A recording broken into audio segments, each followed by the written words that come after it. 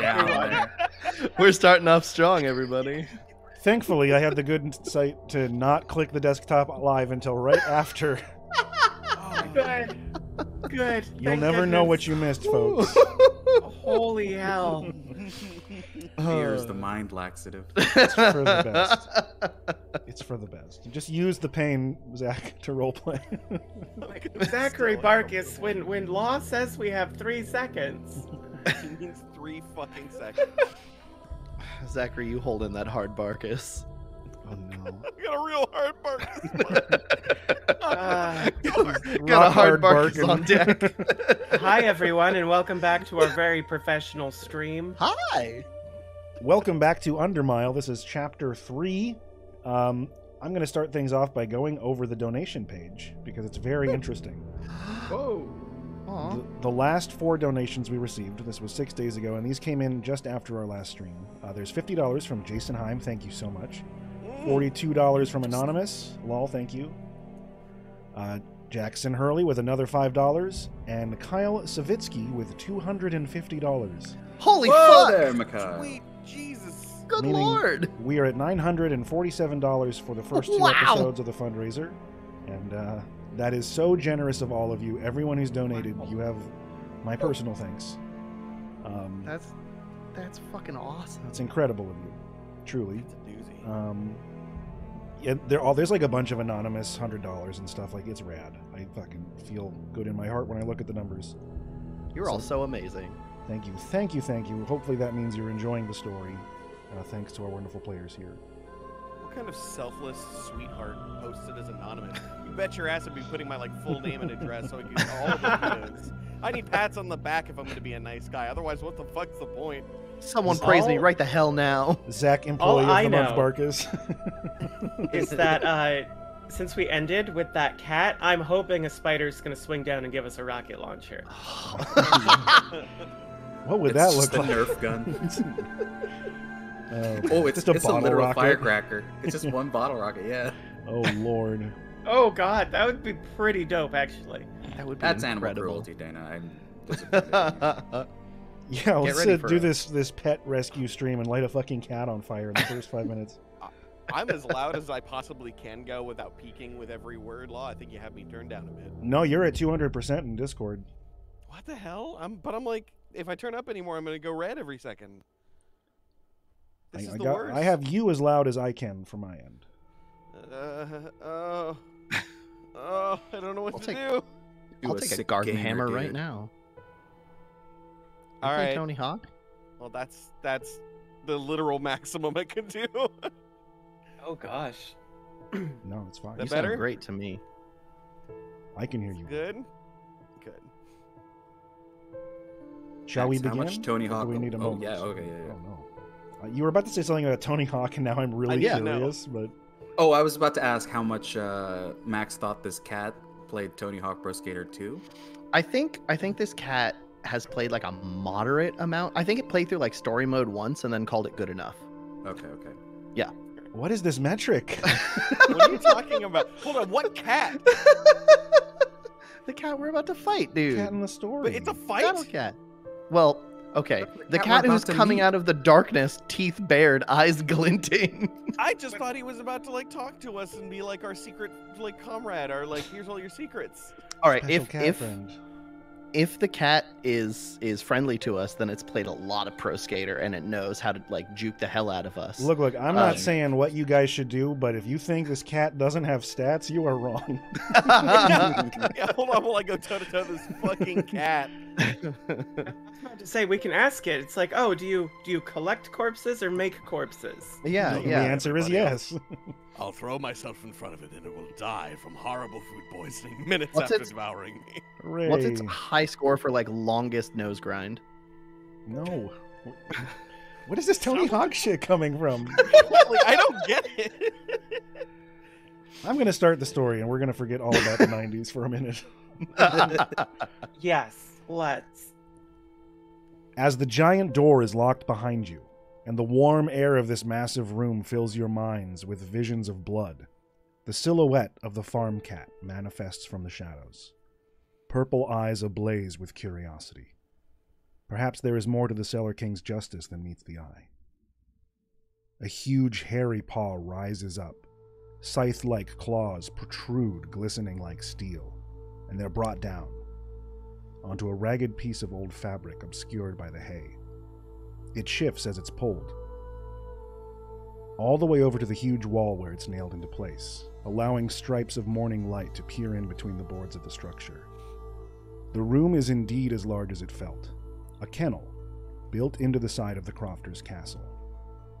The cat, you realize quickly, is not alone.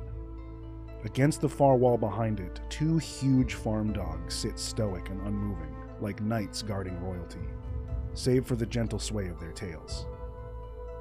The farm cat is sleek and tawny, with gray fading into dark around its ears and mask. They seem like they've seen their share of trouble. Focused. Valerius has seen far too many people in the corridors be brought down by these vicious farm cats, and if he wasn't panicking earlier, and he's definitely panicking now. God, I love that art. What the fuck? You are super sober. All of the laudanum in your system is flushed out in a nervous fart. What do we have here? 4 little dwellers and a mongrel in chains. The cat looks curiously to the mongrel that the Cellar King gave you to bring into this place. It sniffs the air and the dogs remain unflinching, staring dead forward. The cat leans down to peer at the 4 of you in the faces. One of its eyes has a large gash over the top of it. Valerius leans back. The foolish fat king thinks I am his great axeman to strike out judgment as he sees fit. But I am a hunter.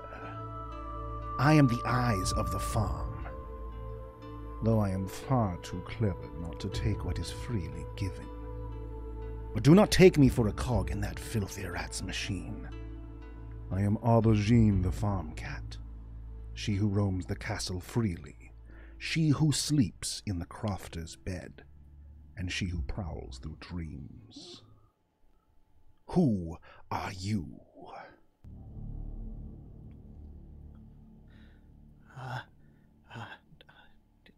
It is fine to meet you, Miss Aubergine. I am Valerius Seidenkloben of the corridors and of the rookery. I have seen how fine your kind is at hunting, and I respect your need to play your part in the great dance of life and death. Do you all speak so much? Your tiny voices exhaust me. No, not so much, but you can call me Bosco, the Tethered. Don't really represent any other clan other than the will of the first crofter. He's been busy, hasn't he? Looking down at the tiny mouse, casually licking its whiskers. I'm Tiana. Tiana. Biscuit. One of its eyes narrows at the name. You are welcome here. And this one. I hope you're not the one they have delivered to me. You smell foul. I imagine I would stick in your craw. And my name I do not suspect is important to you. You read properly. Though curiosity and customs are what keep us close to each other in the animal kingdom, is it not? Elazar thrice dead. Keeper of the graves. This one is without words. It seems the madness has taken his mind. And the rat coiled up and snapping through its wire mesh muzzle. Which one of you is mine?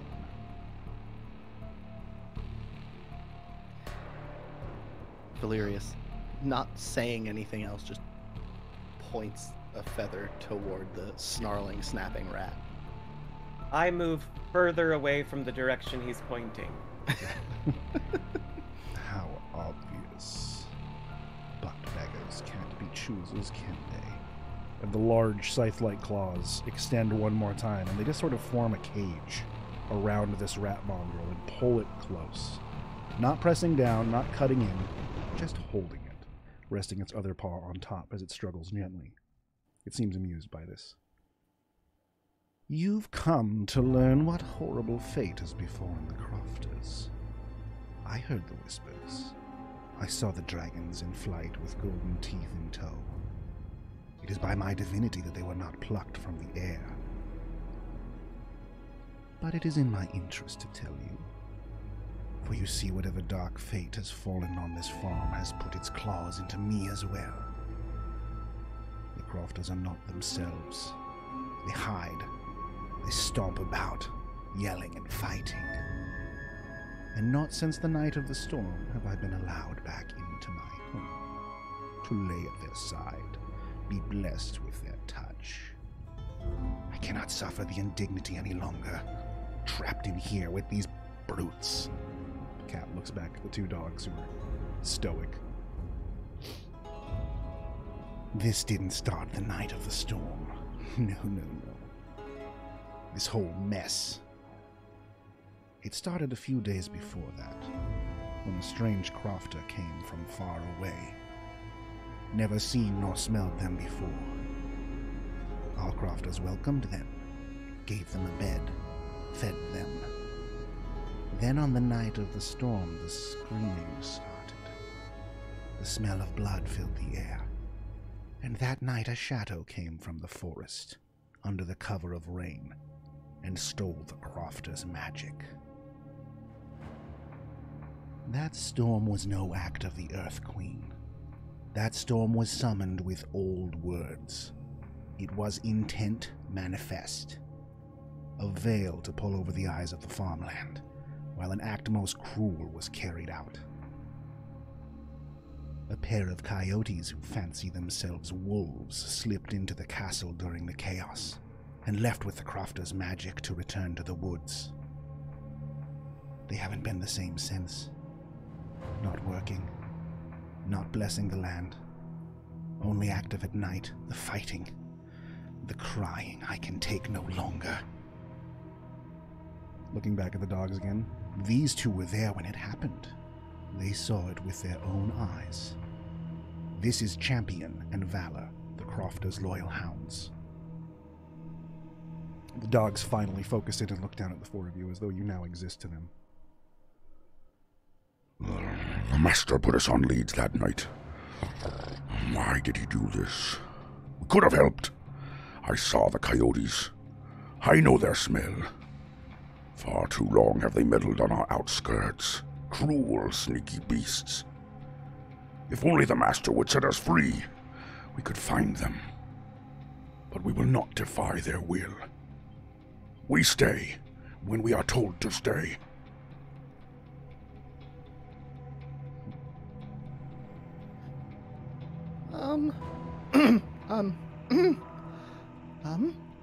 Good, sentinels. There's a lot of you. Perhaps we could travel where you could not? I have seen coyotes at the edge of the farm before. It is upon my family to watch, and maybe we could go in your stead? A huge pair of black nostrils descend close to Valerius, and the intake of air actually lifts up your robes and tussles the feather of your hat. Oh my. Rookery. Mm-hmm. The cat seems to roll its eyes at this. So you are the ones who were sent by that silly rabbit. Yes. Yes. It's true. These dogs will not move. I can't get them to leave this shed. They are too honor-bound in their duty. Fools. You should travel to the southern gate. That leads into the old forest where the coyotes fled. But tread carefully. There is a cruel and strange magic beyond the crofter's domain. Some say a witch. I have heard of witches before, but have never had the great pleasure of meeting them or learning from them. There is no great pleasure in witches. Oh, looks like I'm wrong then. Well, to the gate, friends. I'm sure you're happy with your meal, aubergine. In time. Oh no. Play comes before dinner. Oh no. The cat seems to be waiting patiently as if seeing if you're going to say anything or be gone. Salazar puts his staff into Tiana's butt and pushes her. Just like a puppet, just picks her up. I get you. I am shoved forward. Tiana stumbles and falls into almost a half bow. And when you look up, Glancing back. just the moment you look up, though, the eyes are right on you. Like you are centered between them as the cat leans forward curiously.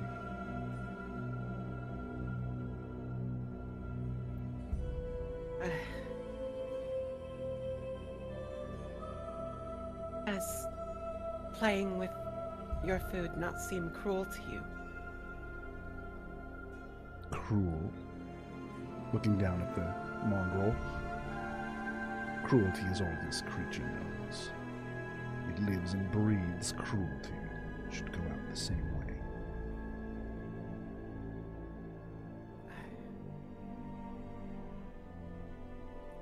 I was just taught that if we can't relieve a creature's suffering, then it's our duty to deliver it from it. Cat rolls its eyes a little bit. Believe me, I would much rather be hunting sparrows and squirrels by the fence, but I am stuck here. The farm is dangerous. It is my divine right to hunt and kill, and this is as close as I can get. Pathetic game. Hardly whets the appetite. I see. What, I wonder, does the Crofter's will mean to you? I fear that once the Crofter lost their magic, their will became unknown to even them, lost in chaos without their powers. Now, would you explain this to me, right? How did two coyotes steal the power of the Crofters? They were guided by something more intelligent than they are, most certainly. Not hard to find. How will we know this magic when we see it? Would you know a Crofter if you saw it? Their magic is everywhere. We know their gods simply by looking upon them. You will know this power. It radiates outward. It makes the trees shake and makes the rivers run downhill. But it must be returned to us, for only they can wield it. If you suspect that the Crofter's will is not their own any longer, why do you remain here? Why do the hounds remain here?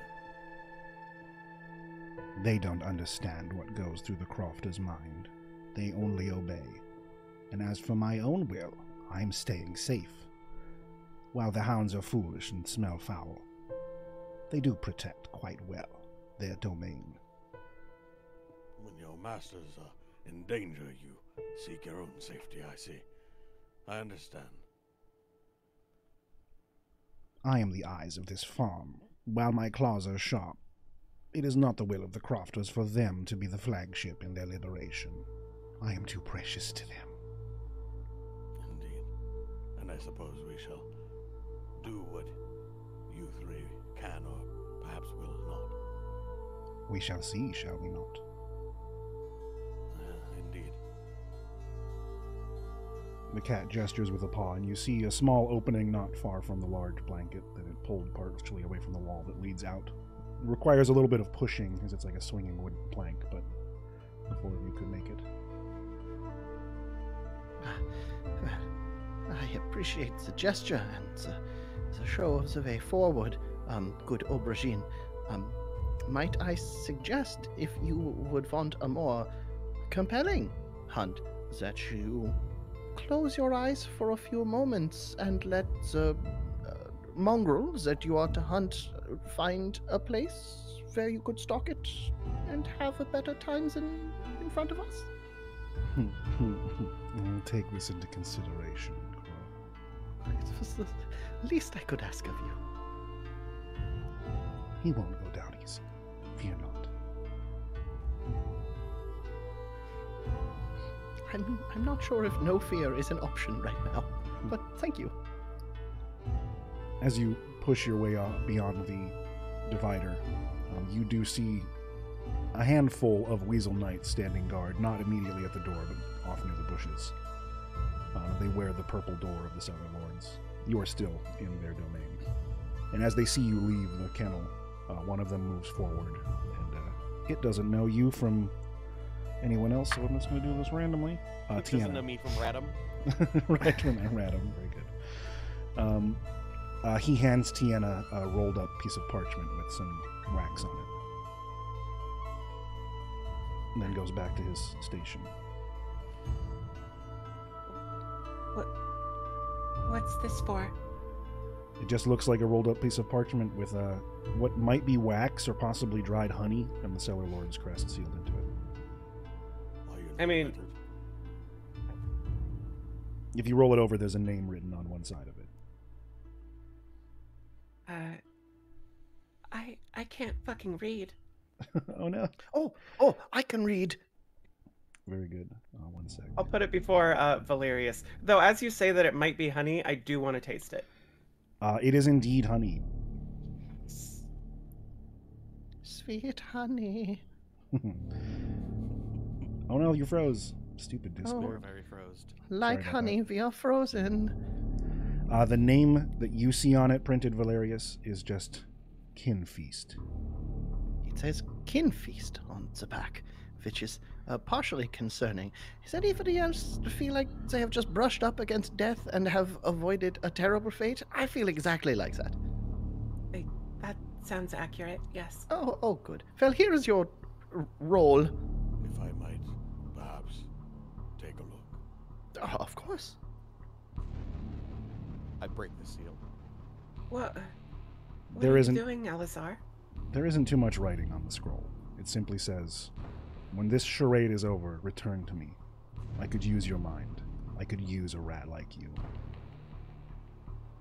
And the paper seems almost slightly damp at the bottom with the smell of laudanum.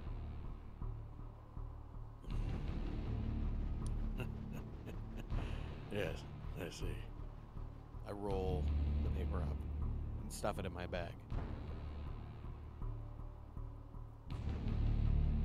Is that what you are known as amongst your own kind, Alizar? No longer. Oh, Come, we have work to do. yes. I would like to be far from here.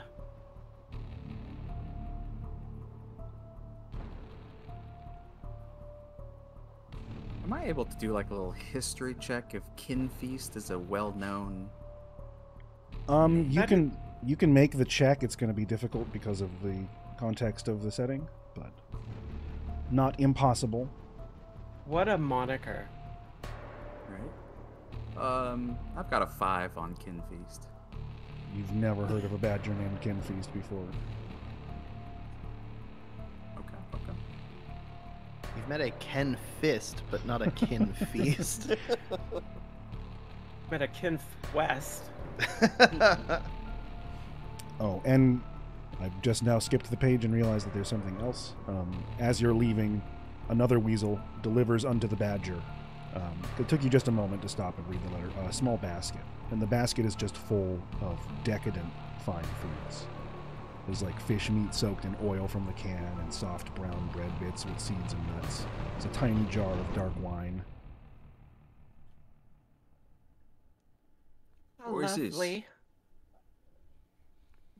Well, they saw fit to give us a nice amount of feast for the road. It would be nice to find some sort of tree to perch up in and have our way with this lovely food. What my companions mean to say is thank you. Louise will just nod silently and returns. Clearly a decadent gesture from the cellar lord. I'm going to sniff at it and see if I smell anything off. Sure. With a medicine. 18 plus 5. Ooh. The meat seems like it's maybe been out of the can for less than a day, like an unheard amount of freshness. And the bread is wonderful, almost a full slice, just broken up.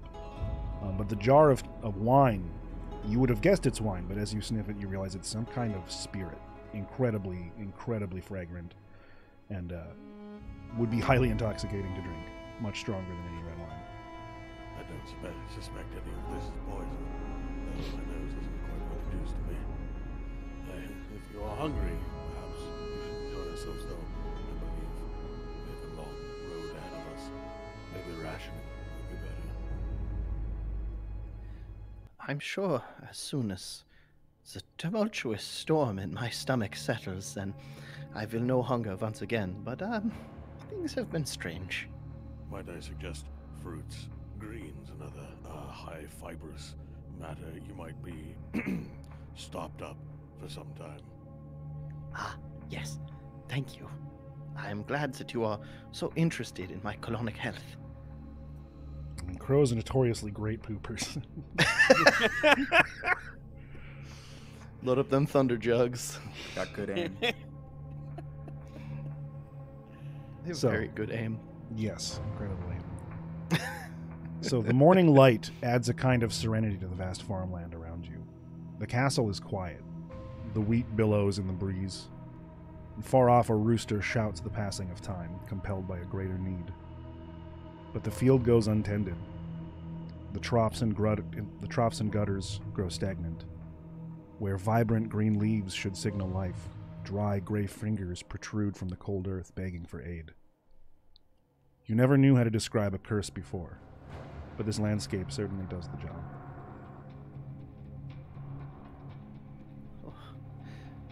It looks like the farm is dying. I am not like to trust cats, but I have no reason to doubt what this feline was saying. Perhaps not what it says about the farm's health, but to assume that everything it says is accurate might be premature. Perhaps you're right. Think that the cat has an agenda. I think we all have an agenda. You'd be hard-pressed to find any creature under the sun that doesn't. But whether its agenda is in alignment with ours is the only thing that truly matters. Oh. Well, it's a fences of 8. Oh, cats. I have so much to learn. Well, my agenda is to find one of these coyotes. Find out where they're keeping the Crofter's power. And take it. I couldn't Bring it agree. back. I couldn't agree more. The fact that the Crofter's magic is missing is deeply troubling to me in particular. I don't know what would happen if it went away entirely. Well, our fate would be very much similar to the current state of the land. Oh, that's dreary. I trust that whatever happens to the Crofters, the Earth Queen will still provide. Perhaps not so luxuriant and bountiful, but provide nonetheless. And if she does not, I suppose we'll all feast on the corpse of this place. I'm sure the Cellar King would make good eating. Indeed. Normally, moving along so brazenly as a group in broad daylight is risky for dwellers not wishing to gain unwanted attention, but the farm is silent. There are none to startle, and no guard to be raised. It's almost haunting. There are dwellers off in the distance, peering up from the grass now and then, watching as you pass. I poke at the earth with my staff. Are any of you familiar with horticulture? No, not so much. No, I eat grass. And other I'm things, only I guess. familiar with mouse culture, really.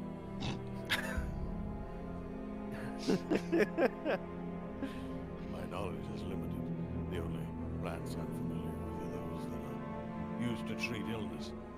What about you? Ovid? Well, I normally search into the great mysteries of the crofters and what their words and rituals mean and how to replicate those. There is a seed I am in search for, but I fear it is more a theoretical seed, not a literal one. I don't know much about horticulture. It's nice to watch the stalks grow. Yes, I suppose it is. You a stock investor? To see the stock market. To the moon! Investing the rat coin. I was supposed to say, Law, earlier when you were saying, you know, a rooster cries out the passage of time, all I could think of was like, yo, it's fucking sunrise. It made me think of the commercial for Big Cock Doodle. There you go. What do you know about horticulture, Alisar? Are you a grower of things? Only some things, though I do a better job breaking them down and turning them into something more useful. You'd be surprised how much pain can motivate somebody to learn new skills, especially those that might alleviate such pain. I trust our friend, the Tethered, might learn that soon enough. Well, pain is a good teacher. I had intended to offer you some laudanum, but I suspected it would have been denied. Well, doesn't have much effect on my kind, but I do appreciate the pain and what it gives me. And what does it give you, pray tell? Gives me clarity. The same can be found with some of the dark beans discovered in the pantries of the crofters. Why must clarity come from pain, I wonder? Well, it mustn't, but it does. So I'm sure you can find other means of clarity. I just will embrace the one that I've been given. Given. Like a gift, I suppose. I don't think I've ever eaten a pain bean before. I believe it is pronounced chafa, or something to the like, black and bitter. I drank it once and found it unappealing. Oh, well, here is my hopes that the coyotes do not assault us with this chafa. A cruel poison indeed.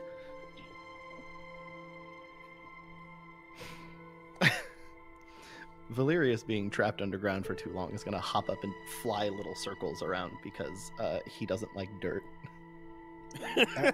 As you fly overhead, you do get a glimpse of something glinting in the tall grass off the path that leads to the southern gate.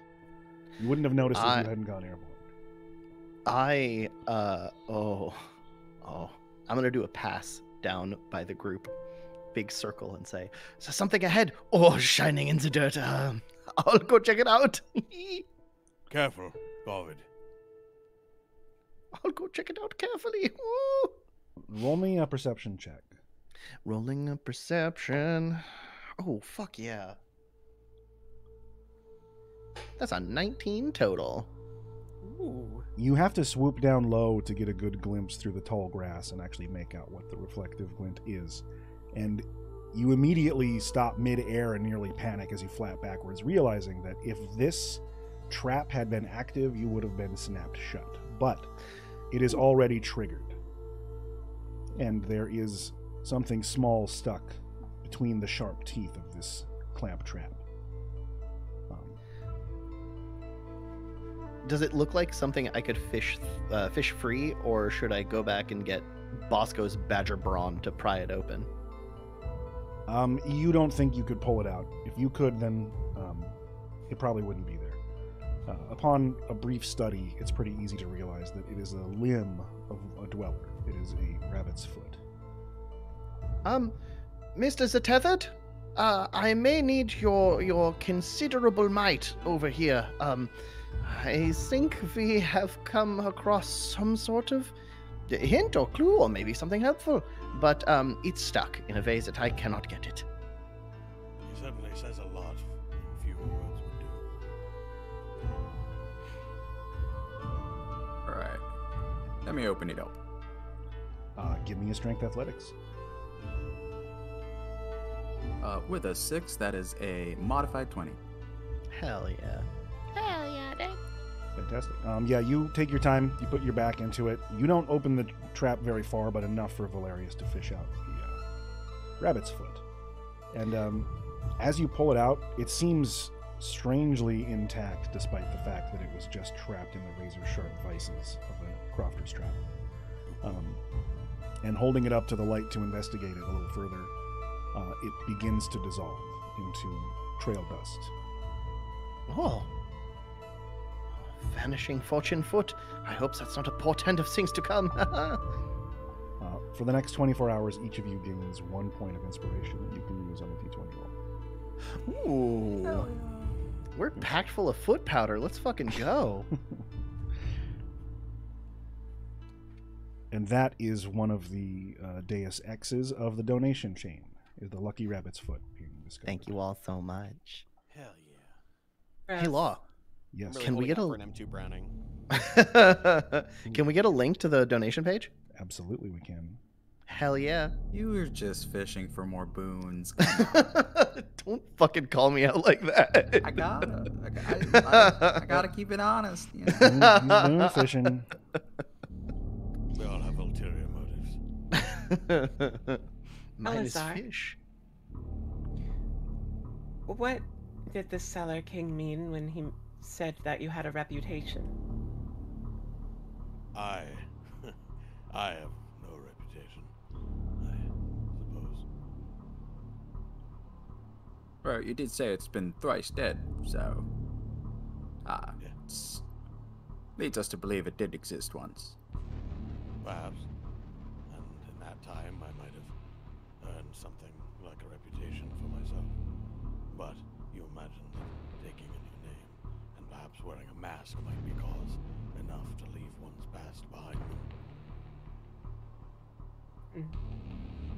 Well, sorry for asking. I'm just... You're right to ask. We are traveling companions. It is best we know as much as we can about each other. Yes.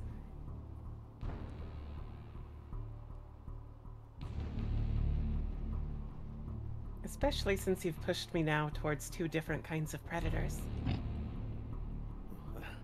You must understand, I am simply encouraging you to behave as your predecessor did. Oh, I'm not sure I can. Right, that's quite unfair. Not too many mice can live up to the greatness of Jamina. One need not live up to, only strive for.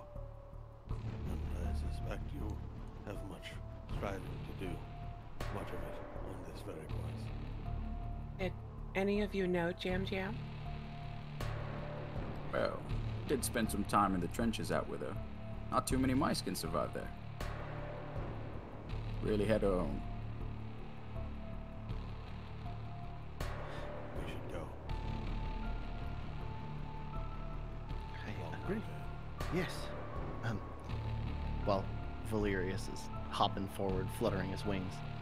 We who fly among the trees and glide amongst the corridors have not heard of her much, save for the occasional wishes of strength and need for inspiration that some of our crawling companions look for. She is a name that is sometimes offered up akin to prayer.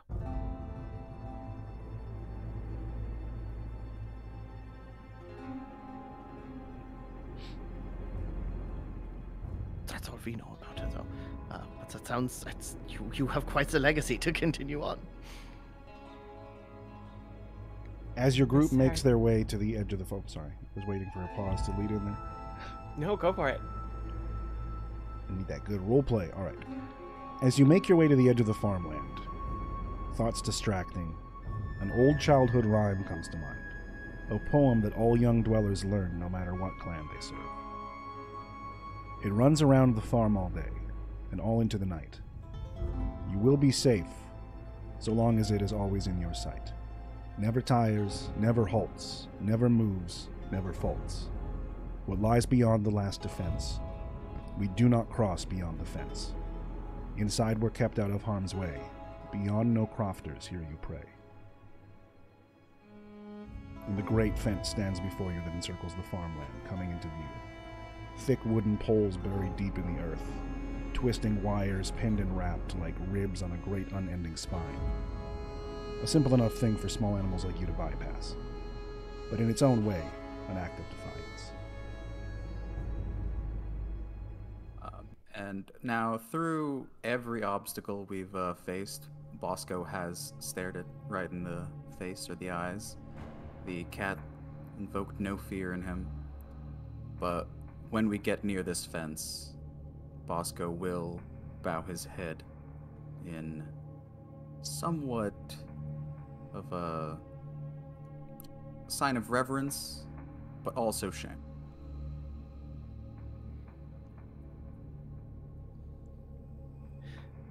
Even the Sky Knights hesitate to go beyond this. I'll step up next to Bosco and do whatever he's doing because it looks like it's important. You imitate the gesture of reverence towards the wires of the fence. I continue walking forward and look for an opening. For one of your size, it's not hard to find openings. There is a gate that can be unlatched. It seems like a somewhat complicated mechanism, but small creatures can squirm their way through without much fear of the barbs. Valeria says the easiest approach available to him. Can I go up to the fence and almost like a pro wrestler, like stepping on the bottom rope and pulling up the middle and top rope, make some room for the others? I like the visual of that very much, so go ahead. Let's see an athletics check. Let's see a wisdom That's athletics adorable. check. Ooh. Can I get your best Bosco Randy Savage? Oh yeah. Oh yeah. Trying to mix both at the same time. Wait. Well, crack into a Slim Jim. Oh, that is bad. It's so bad trying to mix both of them. It's so good. What's your total? Okay, we're modifying it to wisdom, which I have, I believe, was +0 on. So that goes plus... Plus 2. Cool. So that is still a 19. Hey, you all have a very clear path you can take through with Bosco holding the door for you, basically. You don't even have to worry about getting snagged on the prickly sharp wires. Do I get prickly pricked? Yeah. You definitely have to eat a little bit of damage in order to use your body as a opening. Hell yeah. You're going to take 3 piercing damage. A familiar 3, which seems to awaken it across the surface of your skin. I trust this is something of a traumatic space for you to be. Bosco. No. Well, the true trauma was up in the hen house. Right. Seeing the results of my mistakes, but no. For some reason, this fence feels like home now. I know that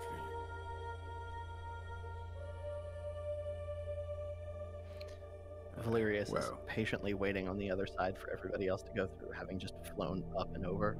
Yep. The air seems different on the other side. The trail is unchanged, but for some reason the ground feels harder under your feet. It's like it's more difficult to move forward, like you're slightly underwater. The edge of the woods are in sight. towering ancient sentinels of the Earth Queen, connected at the hip by dark shadows and green cloaks. The smell of sap, the breeze of the mountaintop pulled downward into the valley below, along the heavy river lines, and the decay that spells new life, the lingering muddy uncertainty of another storm waiting to happen. But the forest waits for no beast. Right, we're past the fence now, so this is where things get tough. Yes, let's hurry. I agree. Should someone be a little more forward and keep an eye out for the group, or should we stay close together? You are capable of flight. I imagine your ability to keep an eye out is far greater than any of ours. I do have sharp eyes. True. Plus, I imagine hopping, as you do, you would tire quickly. It's surprisingly exhausting. If he flies over the tree line, then he can't really give us any information. And if he flies too close to the trees, then there are dangers that present themselves. So I say you just stay behind me. And if you really want to, just latch on. I could do that. Perhaps moving and bumping would be a bit difficult with those thorns. I'll stay by for now, in the trees and the closest branches near the ground. Valerius will flutter up and perch on a nearby... Oh my god, I can't speak. Flutter up, perch on a nearby branch, and watch. Look down, keeping pace with everybody to the best of his ability. Certainly. And you are Bosco now... Oh yeah, go ahead. is going to start traveling through the woods, not necessarily stealthily. He understands that somewhat of a swagger is required to let the forest know what you're here for. I get you. So it is going to be very much like shoulders flared out, and making Also- big looming steps. Oh, totally. Yeah, you're fucking trying to look tore up from the floor up. I get you. Yes. And in kind of leading the way, blazing the trail, the undergrowth is pretty thick, so there is actually a degree of large badger claws being utilized like machetes and here and there to clear off some large bushes and thick vines. But the ancient woods stand at attention around you now that you enter them, each knot and root staring and pointing at the outsiders. The sound of distant birds is unsettling, like they speak a different tongue in their song. The smell of predators lingers on the trees. Everything off the trail is tall and wild, and without sticking together, you'd be lost in an instant. And since you're going first, I guess I'll have you roll a survival check, Bosco. Oh. And then I'll get a perception check from Valerius because you're peeping from above. Your old eyes don't work like they used to. Anna There it follows is. closely behind Bosco, wringing her tail in her hands and looking up at the trees. Elazar is going to start rubbing dirt and other mess into his outer robes, and then I'm going to carefully start stealthing through off this beaten path. Certainly. After their rolls have been set aside here, go ahead and give me a stealth check. So what'd you get for survival, Bosco? With a +2, it's a 4 total. Ooh. How about you, Valerius? Perception? I got an 18, 15 plus 3. All right. And go ahead and give me a stealth check just so I have it. Note down. I got a meager 12. Okay. Well, if no one's paying attention, then for a moment they lose track of Elazar. But you can tell he's still there somewhere, just taking advantage of the overgrowth. Bosco, you are caught up as some of your thorny tethers get meshed in with some actual natural thorny tethers. And it takes a moment of unbinding to do it without too much agony. You're not used to plowing through vegetation. You'd take soft earth any day over these fucking leaves. Right. Hold on, Bosco. You're caught. I'll help you. And Tiana's nimble fingers seem very adept at untangling the vines and leaves from your barbed wire. Right. Yeah, I think I feel something. It's a little to the left. A little down more. I think it's this. Okay. There's just a giant thorn sticking in his side. You didn't even notice. Just a tiny itch. From your literal bird's eye view, Valerius, you kind of lose yourself in how much there is to see. There are so many trees, each one completely unique, each one worthy of its own painting and story. Every leaf on the ground is a slightly different shade of green. You have to stop and really focus and zoom out. And you realize the path you're kind of on is actually, from above, very clear in many places, as though it has been walked on a lot recently. And closer inspection reveals... this would be a great place for a knowledge crofter from you. Let's go. God, do better than my last one. Come on. Shit. I'll take it. It's a 14 total. 9 plus 5. That'll do. Inspecting it, you realize that these are the tracks of a large adult crofter, and they have been here a lot recently. Like, the depressions are regular, back and forth, back and forth.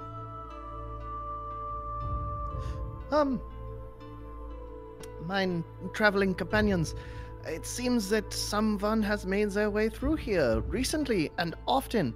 I shall leave a trail for you to follow, yes? Just look up. Since I got my new Druidcraft ability, I'm going to hop to like the end of each of the little branches I'm on and peck at little buds until they like flower open and leave a little trail of flowers on the branches so we know where to go. I love that. I love it. Very, very precious. Thank you. And it is indeed helpful. As your group travels further into the forest, following the Corvid's magical flowers and keeping an eye out for the smell of predators that seems to linger in the air, a fog begins to settle. It was so subtle that you barely noticed it until it was thick enough that you couldn't see the distant trees anymore. It feels like you've crossed some kind of unseen threshold, from one forest to another. You feel more alert. The terrain seems to make more sense. You're no longer in chaos. Is this a place for the Awoken? Could you have found it again if you tried? Two voices fill the silence. A deep, savage, canine laughter. And that is where we'll take our first break for the evening. Puppy problems. Puppy problemos. Problem I'm puppies. going to drop another link to the fundraiser in the chat. Hell yeah. It was really hard not to lead them with bird shit. I will duke on these trunks. Just follow the rings. Oh no. Yep, that's hilarious. I know that bird anywhere. That's a guiding bolt if I've ever seen one. Oh no. Talk about animate rope. All right. So we're going to be back in about 5-ish minutes. I'll put a little timer on and we'll just call it 7. And we will continue on with the story with the inclusion of the newly introduced coyotes. Hell See yeah, y'all soon. Catch you soon.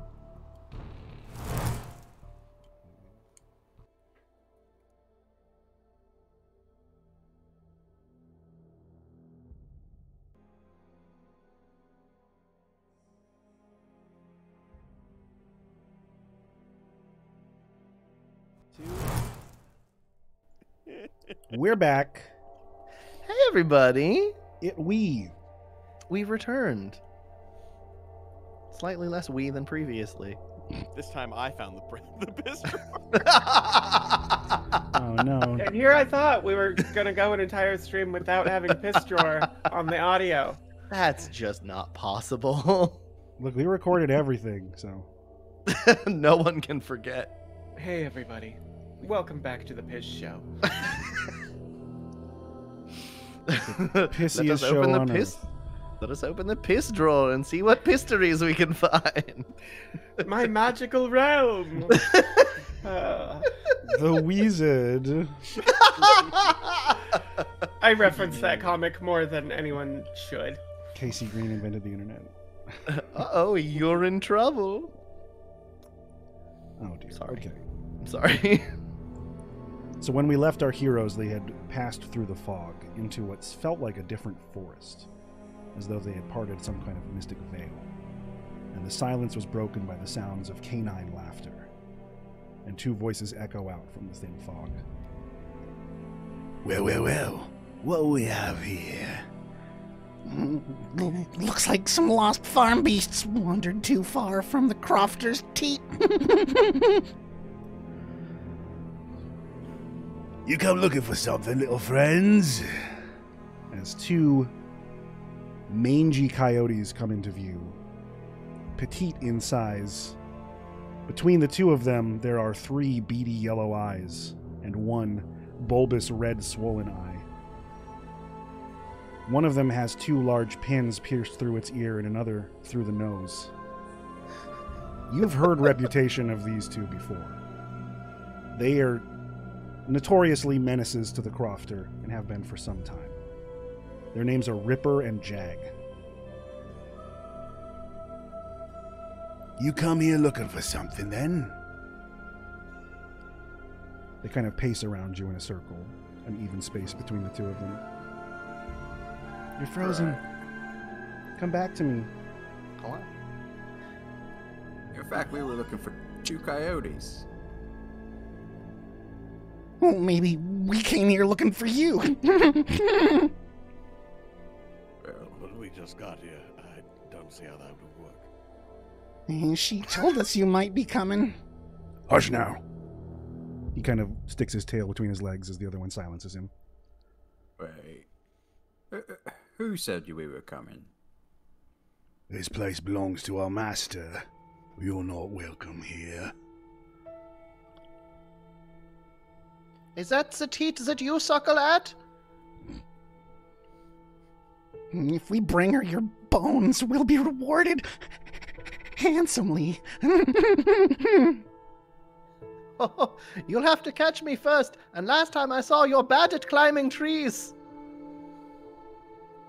The 2 coyotes lock eyes and begin to chuckle as we roll initiative. Oh, Lord. Alright, but real quick, Valerius, your insult was very targeted against us mammals. I don't like it. I was about to say, I don't think Valerius understands teats. He's teetened. Oh, Lordy. Oh, no. That sounds like a good roll. There's some dread going around. Move this over here. Pop this back out, so make sure you're not frozen. Law, I love that picture so much. Look at you. these goons. Wait. Which one's Rip? Ripper's on the left and Jag's on the right. Of course he is. So Jag's the one with the big eye? Yeah, Jag's got the big goofy eye and kind of talks like Coyote Polly Shore. The voice is killing me. It's so good. So, what do we get for initiative starting with Valerius? Valerius gets a 14. All right. How about Bosco? 18. Oh, Bosco. Tiana? Tiana is going to continue shaking until initiative 6. Okay, sounded like you weren't too thrilled with your roll. 6! How about Ella's? I mean, you're the Dex fighter. They're supposed to go last, right? I'm fast! And in the trend of fast people going last, I rolled a whopping 3 plus 3, baby, for a 6. Oh, no. Hell yeah. You and me, Elazar. I think you're both equally dexterous. So, who has the highest intelligence? Or what's your dex, team? No. Is it 18? No, my dex is 17. Okay, but yours is 16, right, Zach? Mine is 17. Oh no! So yeah, we'll go off intelligence, or you can just give it 12. to someone. Not wisdom? I have a 9 intelligence. All right. Well, you're both going pretty slow. The good news is for no one that the coyote's going to 19. No. So we'll keep that right there. And I cannot tell you how fucking long it has been since I have run a Theater of the Mind battle. So this is like completely forgotten terrain for yours truly. Oh, I'm so excited. Although a small request, you're covering up Ripper's face. Fair enough. It's maybe I can grab these all at once. The Just put it on top of Angelo. Yeah, that's fine. I'll take the hit. I'll put it next to me. I got some headspace here. Hell yeah. That's a good spot for it. So, at initiative 20, the lair awakens. Ooh. And the Oh, nice. chaos trickster magic of the coyotes takes effect. Valerius, So good. I need you to roll me a wisdom saving throw. I talked a big dumb game. Ooh. I got an 18. 15 plus 3. Wow. Okay. Ripper looks up skyward towards your mocking voice and says, Little birds can't fly forever. We'll get you sated enough, little one, and your bones will snap like the rest. and fear penetrates your mind for a moment, but you manage to shake it off. You can feel the words starting to freeze your limbs and confuse you, but you are too clever. An old trick, but not a particularly creative one. All right. And then the coyotes, as they've been circling you, are going to pick up their pace, and as they circle inward, each of them is going to snap at one of you with its big, nasty coyote teeth. So that is going to be one at Bosco and one at Elazar. Going for the nasty snack first. All right. Yeah, they want them nasty snackies. They are so, coyotes. Did I freeze? wow, I think you're the only one that's frozen. Everyone else is moving. Yeah. Wait, well, that's weird. It You is got a weird. charming little smirk on, which is Okay. It is a very good freeze charming. frame. There, yeah. Maybe just refresh your webcam real quick. no, because it's fine on our side. And just it's only in your stream. Huh? But everyone's moving for me except for Angelo. But he's his own separate source. So. Let me just do this real quick. It's a quick fix. Oh no, why did it change the format? There we go. Oh no! It's good. Oh. Just had to cycle through. I don't. All of you were working fine, but Angelo wasn't. I just don't get it. Oh yeah, dude. Ah, it's all good. Never working, Angelo. So We gotta- Always fucking around. We got a giant Angelo tree. Big as Bosco's butt. So the first coyote fang snap Couldn't bite coming in at Bosco is coming in at a 16. Does that hit your AC? That is not gonna hit. Ooh. So- as I am holding my horseshoe shield. Ah. Yeah, so the teeth clatter against your shield, and for a moment, a little bit of fresh blood is drawn as it gets too close to your tangling barbed wire armor. And it recoils for just a moment, snapping and wincing.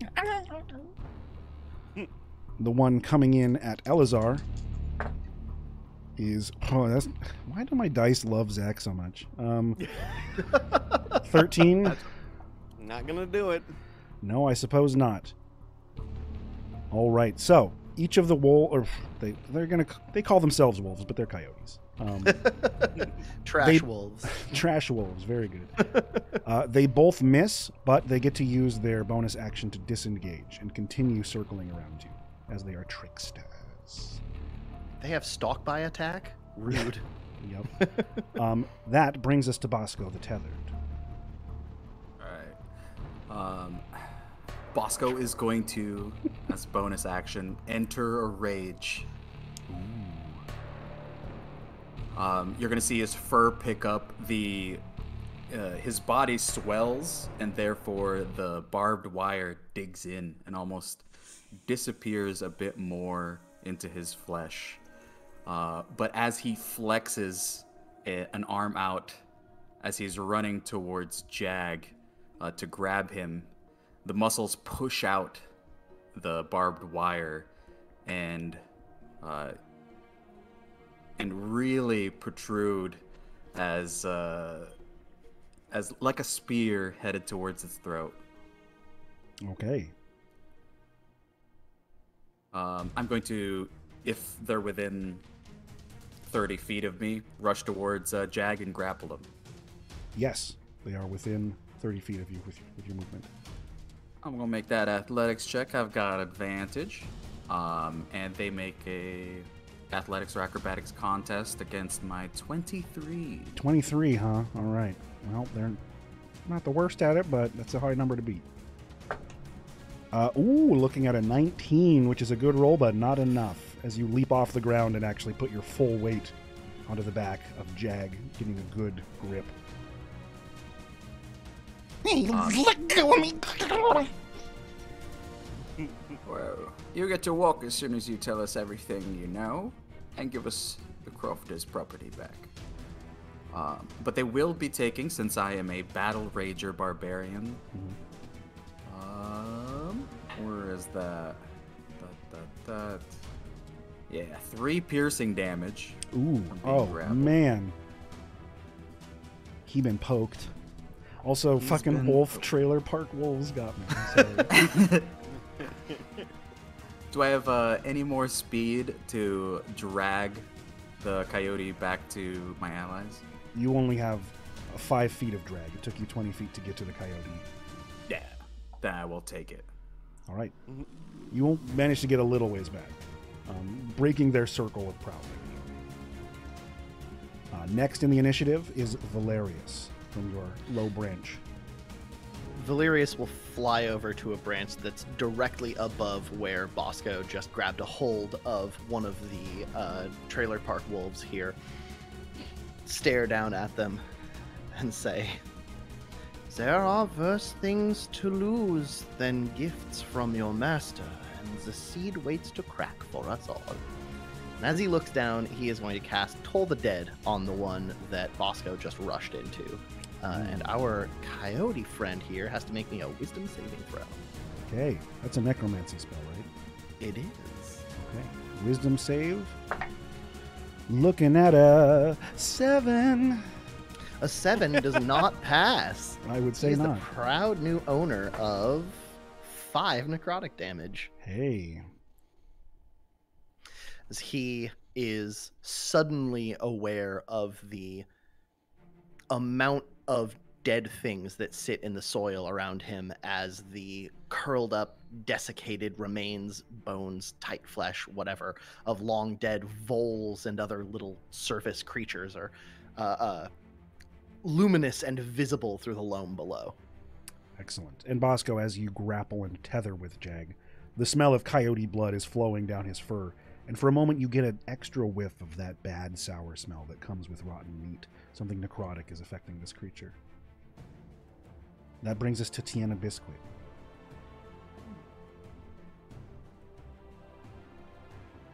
Is that a hide check?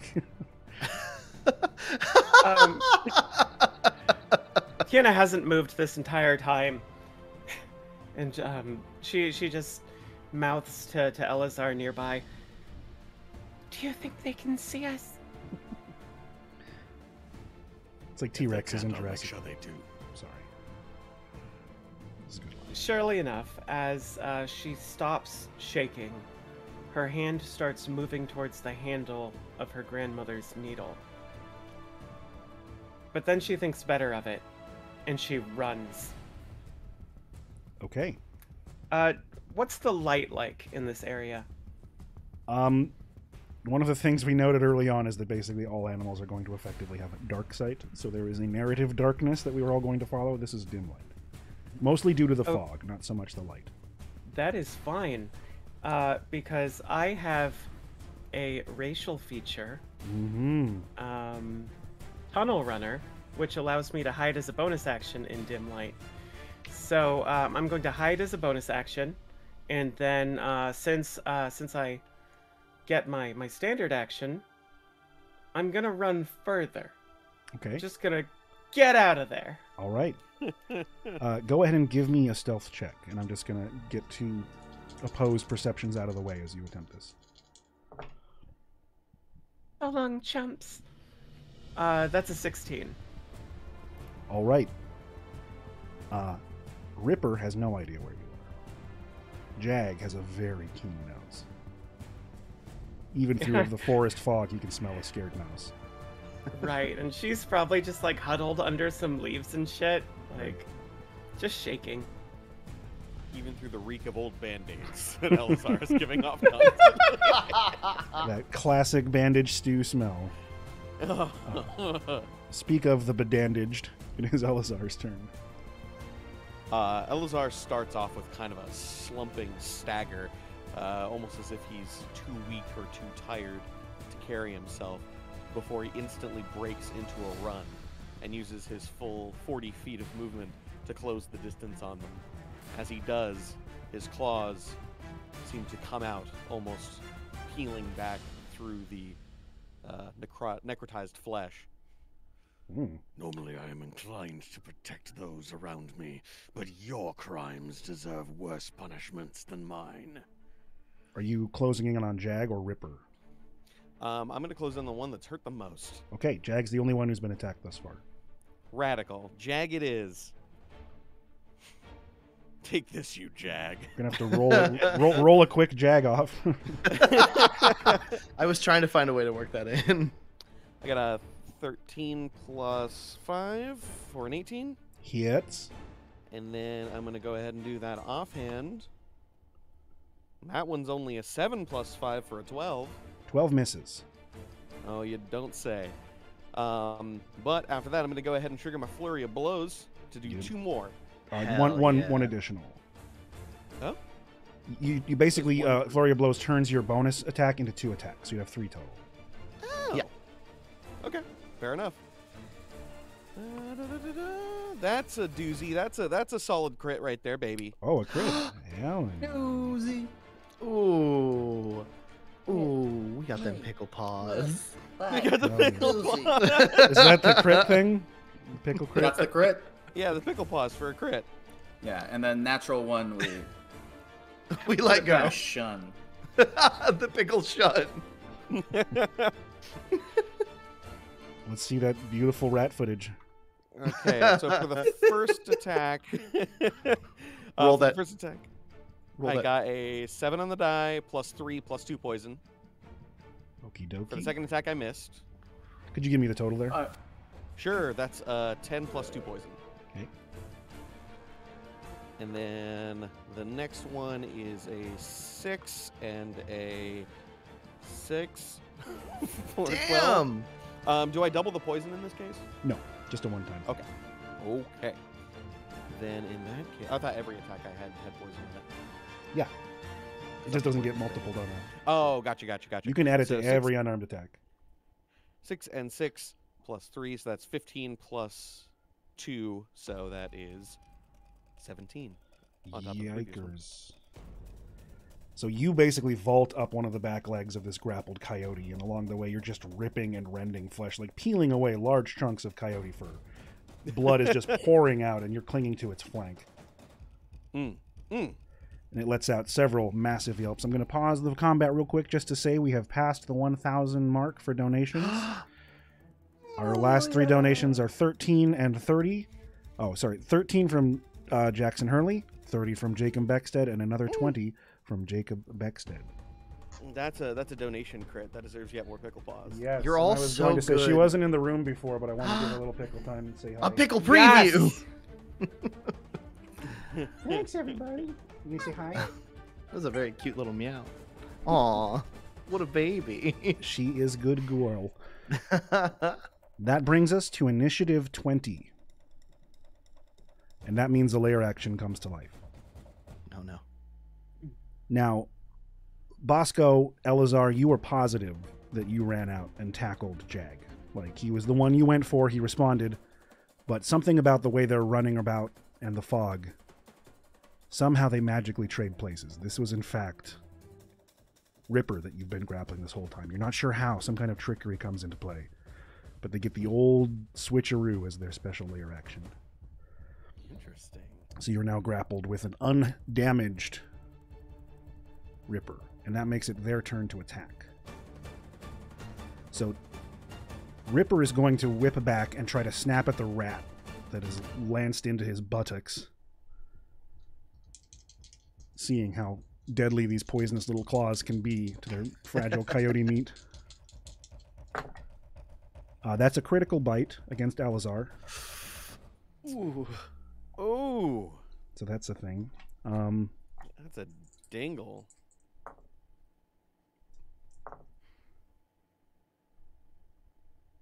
A total of 18 piercing damage as these massive teeth snap down on you. All right, Does he take poison damage from biting into a leper? If he were to swallow, without question. He sinks in and he gets a warm gush of fluid, thinking it's blood, and then realizes it's all pus. He just cracks open like a beer can and starts chugging your poison. Oh no. And then I just need a quick athletics check from Elazar to not be flung off of its haunch. Athletics, huh? Yep. Can I do acrobatics? Can you acrobatics against a trip? I think you can. Yeah, let's say yes. I'm all for it.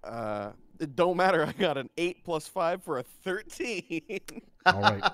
Well, that's enough to make you land fairly safely, but you are no longer attached to the coyote. You are snapped off and tossed aside. They almost burst your balance blister. God damn. Oh, no.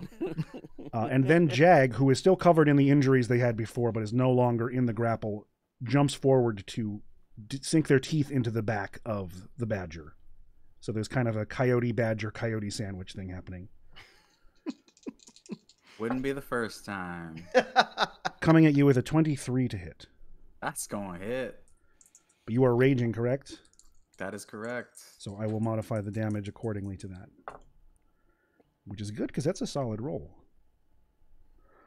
You take 8 piercing damage. Woo. As the teeth sink into you. And I need you also to roll me an athletics check to not be pulled off of Ripper's body. Does a 23 do it for you? Oh, let's find out. Probably. That beats a 21. So the sandwich remains intact. The toothpick holds strong. The furry Jenga does not topple. Furry Jenga. Oh no, the combat music ended. This is the first time I've actually used the combat music in this Nope, game. end of battle, locked in. Oh, perfect. That brings us to Bosco the Sandwiched. Oh, yeah. Bosco is going to drop his shield and attempt to grapple Jag again. Now, quick question. They swapped places. Correct. So I'm technically grappling Ripper now, Yes. right? Does Ripper take 3 points of damage for being grappled by me? At the beginning of the turn, we'll say yes. It was a cost they had to make to switch places. Okay. All right. So yeah, I'm going to make that grapple check. And you are releasing this grapple to turn back onto Jag, who you originally grappled? One hand on Ripper right now, because they swapped places. Dropping my shield on my other hand. And using the shield arm to grab Jag. So you're kind of trying to double grapple in a way? I'm trying to double grapple. I will take disadvantage of, because they are big boys, I guess. Yeah, they're actually. You don't have to worry about disadvantage, but they are going to have advantage to manipulate your grapple when you're trying to divide your strength in half for the two of them. Yeah, that sounds good to me. But go ahead and roll your d4 for the Ripper damage at the beginning of the turn, and then your grapple check. Oh, my d4 is if I make the attack. My flat grapple is just 3 points. Oh, okay, that's right. 3 points noted. Let's see that roll for the grapple against Jag. I rolled pretty good. I have a 25. Fuck me. I rolled a 22, and I was very proud of it. I've got advantage from raging. It's No, I know. Your strength stat is no doubt higher than that of the coyotes, but they're still large boys. But yeah, you're kind of like Three Stooge and like got one in each paw, and they're thrashing about. It's a mess. It is the least honorable looking combat, but it's effective. Yeah. Now here's the thing. I've got 10 feet of burrowing speed. Can I use my feet to then burrow at half speed 5 feet down and bring them into a grave? As much as I love the Looney Tunes imagery, I'm not going to let you use your burrow speed with your back feet. Okay. Fair enough.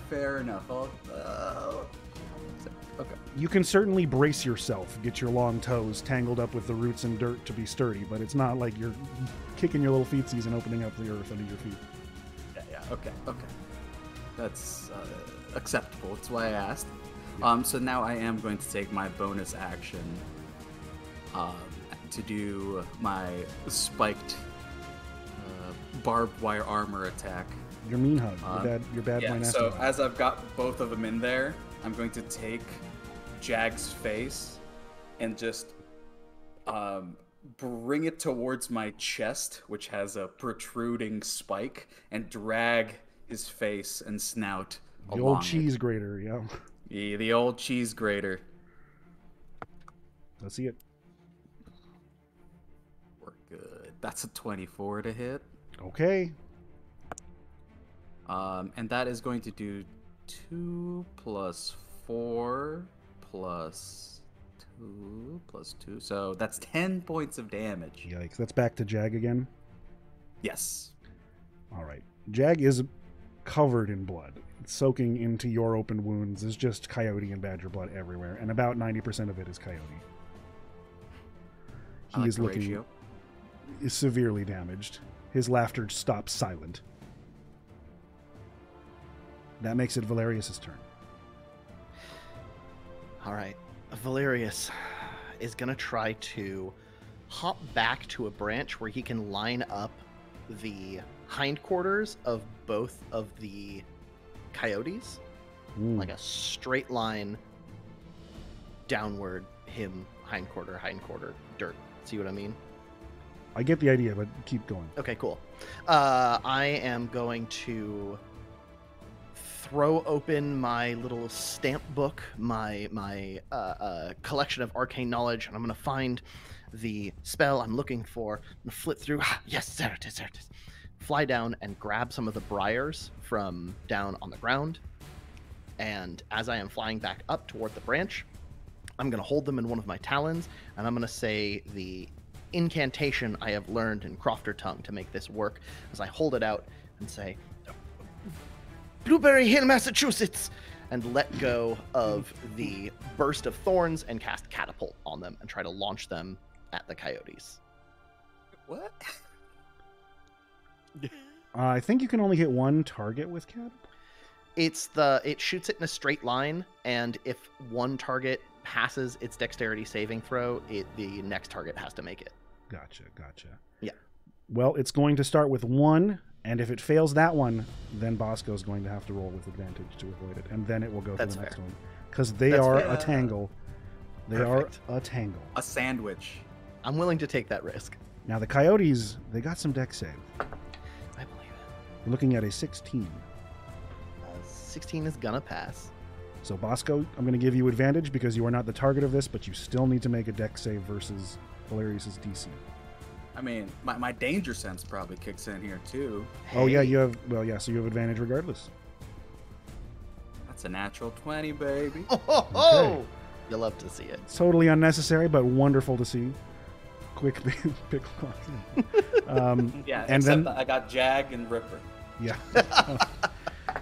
you're making badger biscuits. But unfortunately, Ripper fails his dex save quite badly, and he gets the full brunt of it. 3d8. 3d8 damage. Let's to see that bad boy. crotopult. And Tiana, you're on deck. That is gonna since be- She is fleeing. Can I go next? Unless she changes her plan of action. Okay. That's going to be 15 damage total. Yikes. There is a loud clunking sound as the mostly empty skull of this coyote gets beamed incredibly hard, and then there's like bramble and bush stuck in its whiskers. You little prick! I'm going to land in the tree again.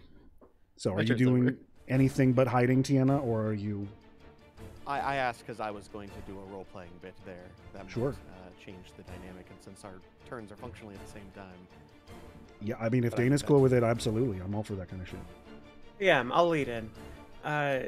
Tiana, huddled under dirt and leaves and other loose foliage, just is saying to herself, We sow our justice one for all, for valor fears no task too small. We sow our justice one for all, for valor fears no task. What if a task is really big? Jenna! Biscuit! Murder is in your blood. Claim your birthright. And as he says that, he runs to the nearest coyote and sinks his teeth into his haunches. Excellent. Do you have a preference of coyote, or are you just going for the nearest meat? I'll go for the weakened one, going for the kill. Okay. That is a 13 plus 5. That hits the AC. Beautiful. I didn't write down my bite. My claw's a D8. Does that make my bite a D10?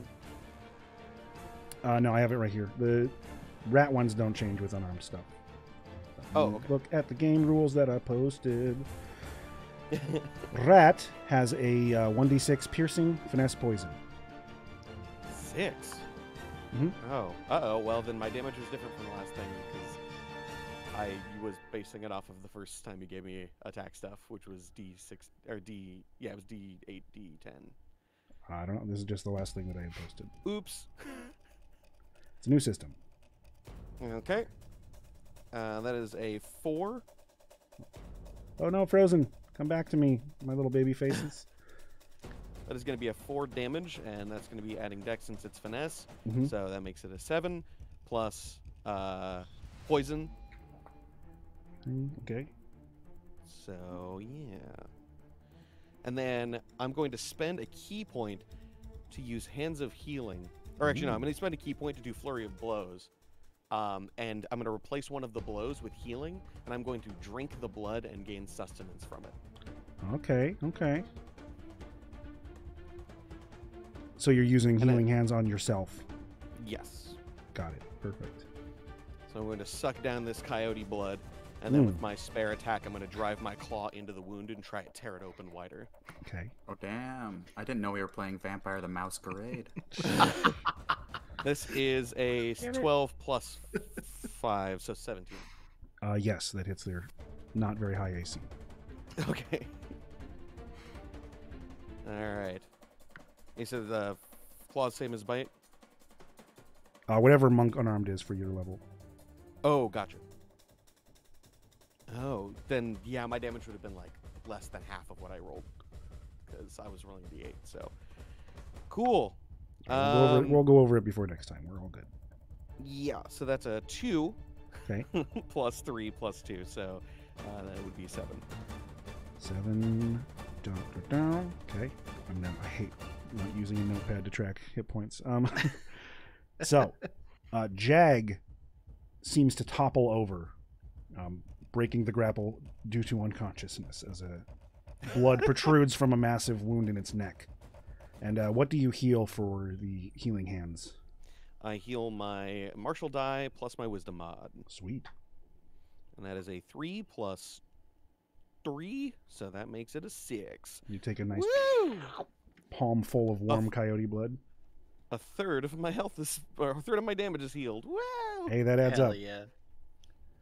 And Jag topples to the ground as a wheezing laugh leaves its lungs. Blood. Elazar's mask is askew, revealing rotting flesh and a milky white eye. He licks blood from his chops as he adjusts the face masks and says, The femoral artery. A fast death. My old friend. Wonderful and terrifying. Tiana, you can now follow up on your turn's actions. Which of my allies has taken the most damage in this combat? Definitely Elazar. Okay.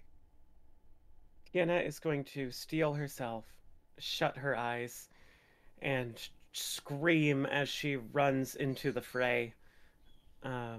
Finally reaching for Cruel, her grandmother's needle, and drawing it for the first time from her belt. It sings as it hits the open air. And Ripper is the one that's left? Yes. I'm going to needle him. Okay. Love to see it. It sings, so a needle pulling thread. How's a 24? Yes. Very yes. Yes and change. Wait, is this attack with your eyes closed? No, she opened them at Narratively. some point. Okay. All right. Gus, this sun from the window. What is this at this time of day? That's what You I was look so dealing with, dramatic. like 20 minutes ago. You're getting fully green screen faced. Yeah, and that is 12 damage for that hit. Oh, dang. Oh. Hell yeah. Smack I will my say stitch up. I will say a little bit of sunlight on your face does add to the aesthetic of the background. It makes Oh, you- it looked really good until it started Like you're triggering the green just screen. pushing past the grass. Yep. They've got that leafiness to them, the ribbons of light. So your needle strikes outward into the back leg of this coyote, finding a tendon, which it manages to puncture, and you hear kind of a wet release from inside of its leg as it limps and yelps, staggering to the ground for a moment before scampering back up. Surprisingly easy. And then Tiana is just going to heft a shield into her offhand and get ready to throw down, her shield being a button. Mm-hmm. Adorable little button. Okay, that brings us to initiative 20. Ripper turns around and locks eyes with Tiana for a moment and says, Begone, troublesome mouse. And I need you to roll me a wisdom saving throw. Is this a fear effect? No, actually, it's an enchantment. Sorry, it's not fear. Okay, that's okay. Just checking. Enchantment. Wisdom saving throw. Yes, please. That is a 16. Nice. Wow, you've all made the save as the words cut deep and fill you with doubt, but you avoid any psychic damage or ramifications of failing the save. Tiana stutters as she says, "Run away, and we won't kill you." That brings us to the one remaining coyote's turn, who is in not the best shape, better than his jaggy friend. You killed my brother! I'll eat your flesh, all of you! And he goes into a frenzy. So the closest targets are either of the three of you, so he's just going to kind of chaotically snap out at whoever feels comfortable. You are all fucking with him quite badly. That's Tiana. So he turned to face you, and he's going to snap at you. We are looking at a 23 total. That is a hit. However, No way. You love to see it. Okay, so I have a maneuver called parry, which when I'm hit with a melee attack, I can use my reaction to expend a superiority die to reduce the damage by the number on the die plus 3. Wonderful. Big fan of the parry. So the damage coming at you is 12. Go ahead and roll your superiority die, I believe D8. So that is a low number, but I'm still going to reduce it by 5. Hell yeah. Oh, hell yeah. So you take 7 instead. As big teeth snap down around you just long enough for you to scamper away. Bringing it to Bosco's turn. One of the coyotes you grappled falls limp to the ground. The other one turns away from you in a frenzy. Knowing that the mist can sometimes play tricks, I'm not going to let go of the unconscious one. Okay. If that's okay. Yeah, you'll remain at the disadvantage of grappling two things, but you're holding on to Jag's dead body. Right. And I'm going to say to the rest of my allies, right, I need one of them alive. At which point, I'm going to pull Rip towards me, and then initiate a shove action in an attempt to make them prone by hooking my little hind leg claws on their paws and knocking them to the ground. Great. Let's see the roll.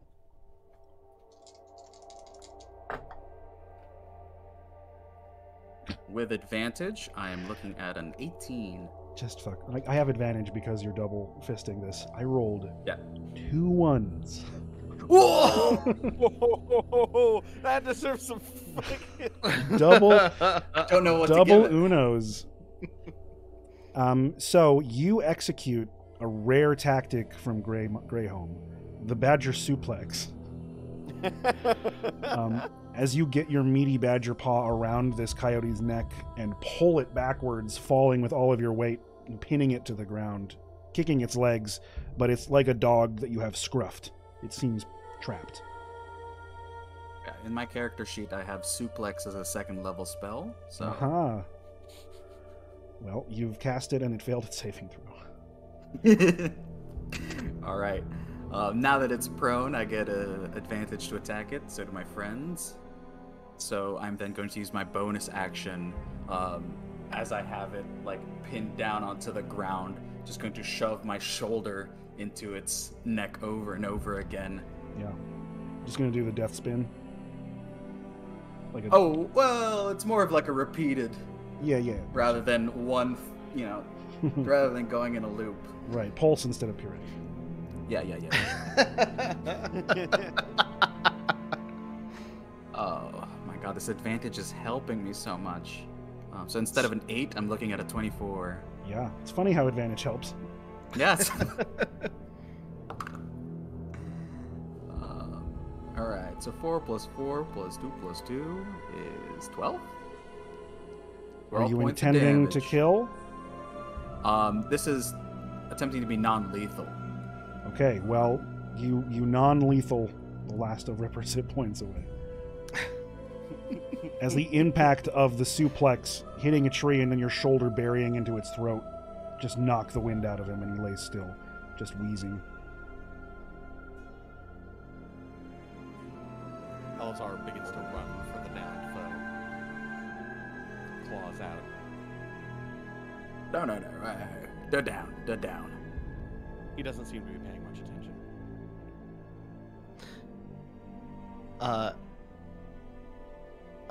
You got this, Angelo. I got you. No, go ahead, dude. Okay. In the initiative order, we're at Valerius, so... Yeah, that makes sense. If Elazar seems... If Bosco needs one of these things alive, and Elazar seems lost with a scent of blood, I am going to try to use Minor Illusion to obscure where Bosco and the coyote are and make it look like the vines have sort of grown up over them and are maybe the path like bends a different direction. Okay, roll me an Arcana check, and then Elazar, go ahead and roll me a Wisdom saving throw. That is my strong suit.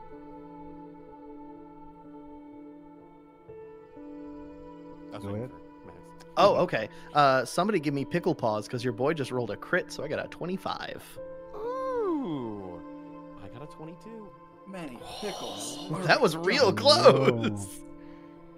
Now, it is definitely an illusion, and it's yeah. not something that you can't figure out, but it does give you pause. Where you were going, suddenly the fog and the leaves rise up, and you feel like you got turned around for a moment, as they say, lost in the sauce. Your objective just vanishes for a moment, and it's long enough of a confusion for the group to react again if they wish. But that makes it Tiana's turn proper. We're not in combat anymore, are we? Depends on if people want to keep fighting. That is the narrative we follow. Sounds like Elzar's going for the kill. Yeah, Tiana, seeing that both opponents are handily taken care of, just drops the weapons that she was holding and stares blankly. I'm done. Okay. All right, Elzar, you are a little confused by the illusion. Are you pausing or are you pressing on? I'm going to go ahead and roll myself a little wisdom thing here and see how I do. I rolled very well. He comes to a grinding, sliding halt after he drops to his knees and does like a baseball slide, tearing the skin off of his shins, and lands just in front of Bosco, confused, hungry, angry, and lost. Are you okay? I am sorry. It's been so long. Right. No shame getting lost in the heat of battle. I fear I need your help, my large friend. He extends a hand, and some of the wounds on his hands seem to have grown somewhat faint. Alright. What can I help you with? I cannot stand. I believe I've hurt myself.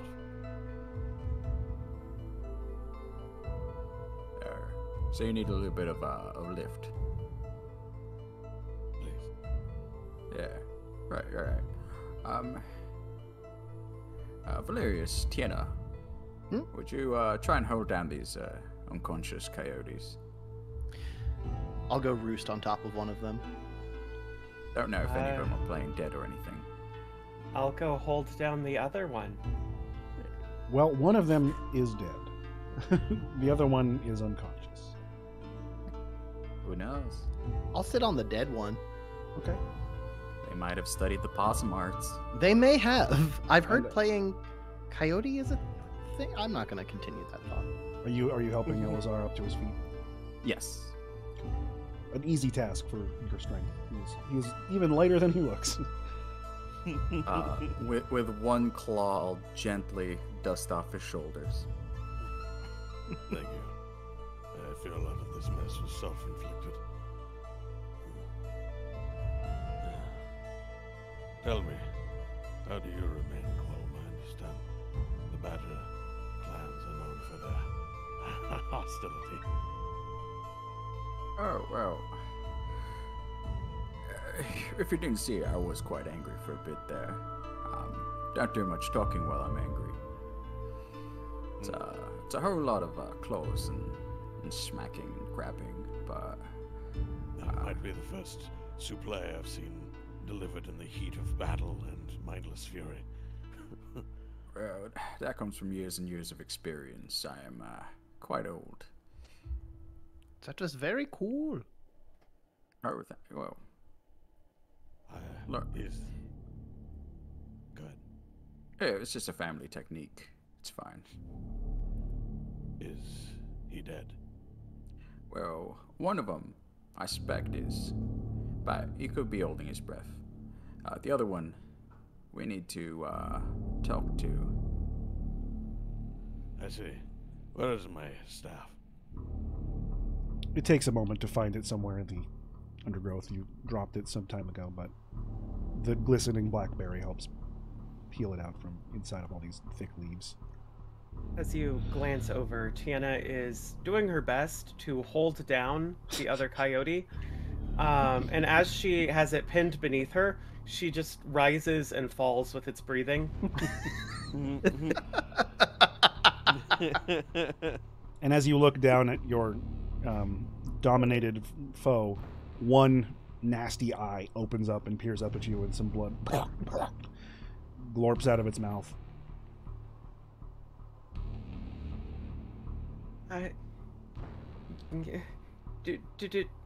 Do you yield? What do you want?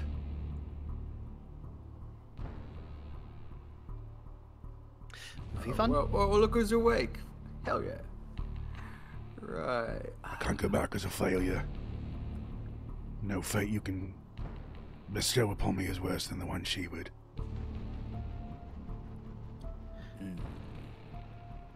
Well, second time you've mentioned a she.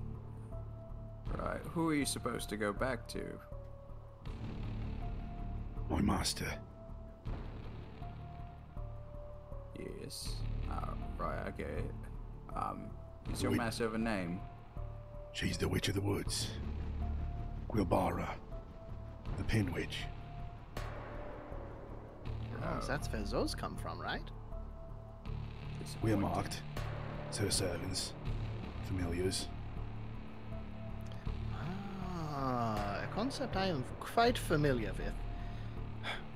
I think that we need to know what it is your master had you steal from the crofters. I cannot let you just leave with the magic so easily. Elazar approaches with his staff. He takes the raspberry, or excuse me, the strawberry that he grafted to the staff, the blackberry that was hanging from it. He pulls it out and he puts it into the mouth of Jag. Most canines aren't incredibly fond of fruit, but coyotes are super omnivorous. The dead one. He should still be not quite fully dead, yes. Oh, the one that straight up The got... one that I killed. I mean, in monster rules, he got put into the negatives pretty far. Yeah, he would be at like negative 15, negative 20-ish. The last Damn. blow was a big one. Okay. You can give it to Ripper if you want, though. He's still hurt. He's a 1. He's a Nope, D1. I walk it back. All right. Yeah, he's pretty dead. I can't go back there. It's too awful. Just let me go, please. You'll never see my hide again. I'll find a new forest. I'll just keep walking till me paws turn red. An attractive offer. Bosco, your thoughts? We can't have you just leave, you know. How about you show us where your master is, and then we can send you on your merry way. And perhaps also what it is that you stole. That would be nice to know. Oh, I can show you to where the master is, yes. But I'll be fleeing the other direction, since as soon as you make your way there, she'll be very angry. Too angry to deal with old Ripper. He'll make a break for it.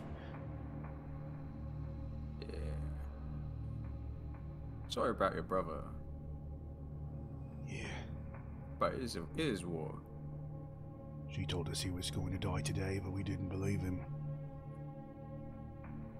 We could return you to him, if you like. Does that mean what I Wait, think what? it means? Yes? I want to live. That's fine. I have learned that in the rookery, life and death are a seamless dance between one another. He uses his paw, and like he's already in the prone position, puts his paw against the quills in his ear and pulls with a yelp and strips his ears of the markings of the quill. I'm done with all this. I'll show you where to find Quillbar, but that's the last of it. Just please, I want Undermile far behind me. You're kind of far too dangerous. I am not opposed to this, Bosco. Tiana? No, that's Eliza? fine. Wait, Valerius, what did you just suggest? Oh, to kill him, to return him to his brother. Oh, right, If- right. For some reason if I you- thought you were talking about bringing his brother back. I can't quite do that yet. If you promise not to give us any more trouble, I'll let you back up.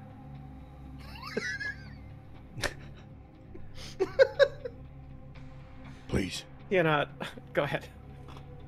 He will struggle to his feet, wounded, limping, but he's got his tail between his legs and his haunches are flat.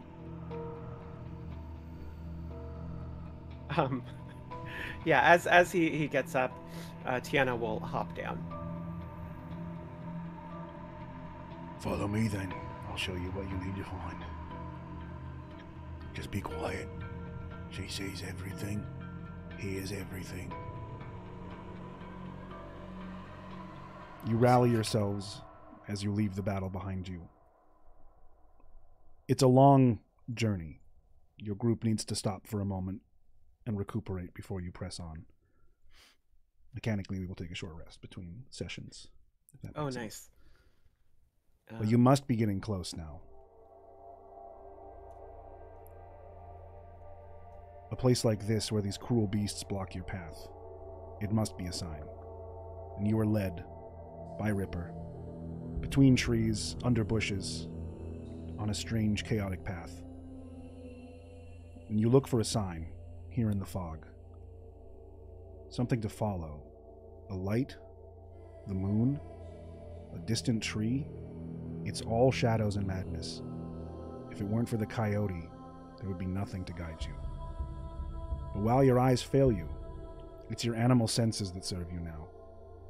The smell of a distant fire, the stink of strange chemicals, the tingly smell of thunder in the air. And as you follow it, instincts going wild, the sound. An otherworldly wailing, the essence of fear and agony. The desperation and dread of it shakes you to your core. Raw screams of hatred and dismay beyond simple emotion. A more horrific sign to follow you couldn't imagine. You slow your pace. You must be near something. The scream is now guiding you. The hair and feathers on your neck standing on edge. And one foot in front of the other, the foggy outline of a clearing comes into view. A fire burns. its flames too cruel for valiant reds and yellows. It crackles in hungry greens and mournful purples. An overturned helmet from an ancient war bubbles on a chain, cooking away its dark concoction.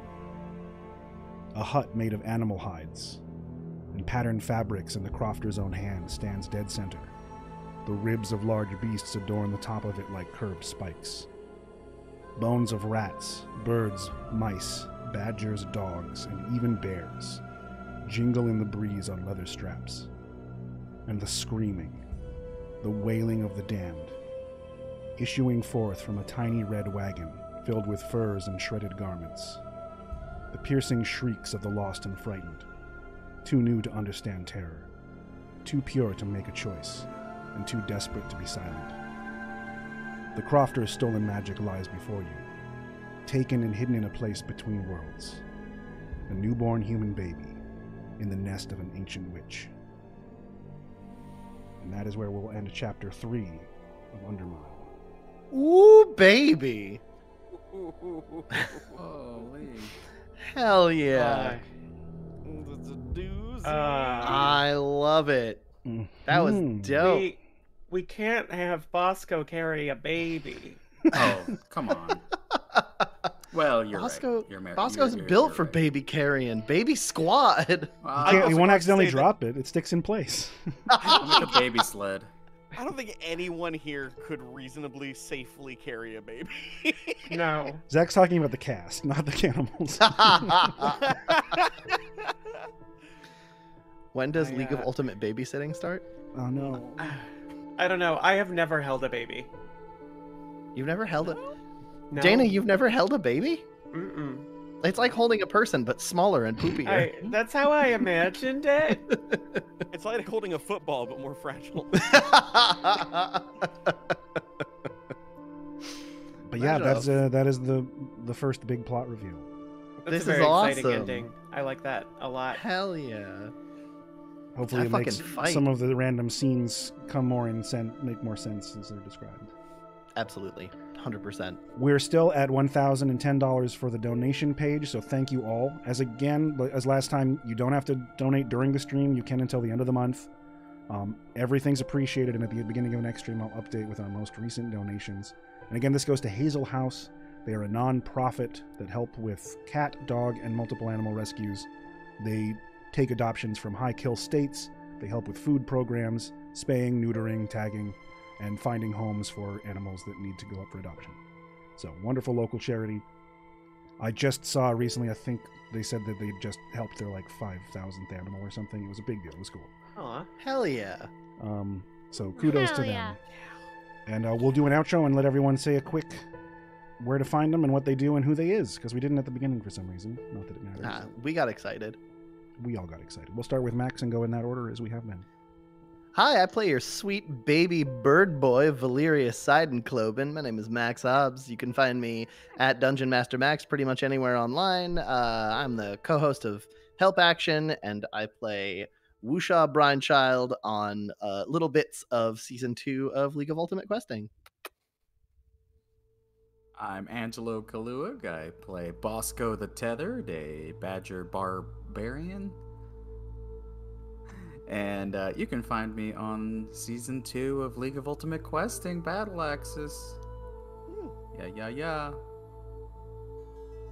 I am Dana Ebert. I play Tiana Biscuit, the mouse battle master, but battle master as a fencer. Battle Master? Battle Mouster. Mouster.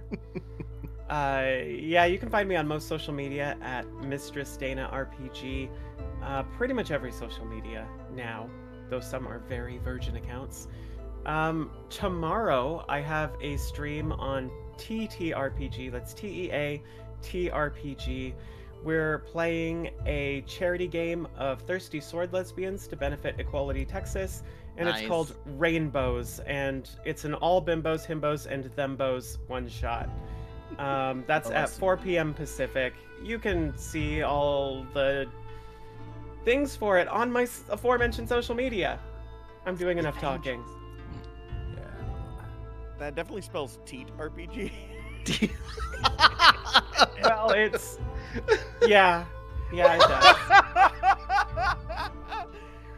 Which, we've determined that Max's character knows very little about. Mm. Yeah. Well, when you do your Thirsty Sword Lesbians game, please be sure to throw them bows. Oh, y'all should see this cosplay. Ooh. Oh my god. Yes. Zaborkas? I, Zach Barkas, I'm the technical director for Slapdash Studios, though Law's been technically directing this whole thing. I'm also the Dungeon Master for League of Ultimate Questing, though Law's DMing this one. I'm here to just sit in the back seat and be gross, and I feel like I've been doing a pretty solid job of that. You can also find me in Season 1 of League of Ultimate Questing as Archie. Yeah. I'm having a great time with this. I'm absolutely fucking delighted, and I'm really bummed that we don't have like that many left. Is it you mean the next one's the one? last one? Uh-huh. Yeah. Look, if people beg for it, we can do some more Undermile in the future. It's a fairly self-writing system. I'd be Yeah, it so just writes down itself. for Arc 2. It involved no work Undermile. whatsoever.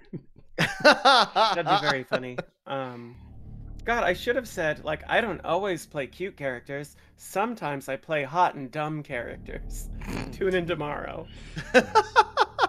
Hopefully everybody can forgive my liberal interpretation of the fucking rules. No, it's cool. great. Monks are complicated. Kitty, yeah. See, it's not worth really learning to play a monk because that's assuming you're gonna play a monk again. Right. It's a great place to visit, but no one wants to live there. If you just assume that you're gonna hate it the first time, you can just skip learning it ever. So out of all the classes, I think it's the most hands-on experience. Is that a God pun? damn it, Yeah, okay. Max. Unarmed Okay. strike. Look, it was digging. I'm sorry. Anyway, we're gonna get this uploaded to YouTube real soon. You can Law, who catch are you? episodes. Oh, me, I am the Garden Master, voicer of the Cartoon Animals, Human animal. and petter of the Pickle Puss. I'm feeling a lot better, so thank you everyone for the last week of well wishings. Hell yeah. Check out episode 1 and 2 if you're just joining us. They're on YouTube. This one will be there soon. And Please who invite knows? your friends, and even those of you out there who do, like come from different places, or if you came from Luck and your friends weren't like totally in love with Luck, point them here anyway because it's awesome. Party you're- with us. Friends with like some furries or something, and you want to show them a cool animal story? Sure. There you go. Yeah, register a Twitch account for your pet. Have them watch it on a Mhm. separate device. This is good animal content. But yeah, we will join you next Wednesday to conclude the story of Undermile and find out the truth of Quilbara the Pin Witch and the missing baby. Until next time, we wish you rats.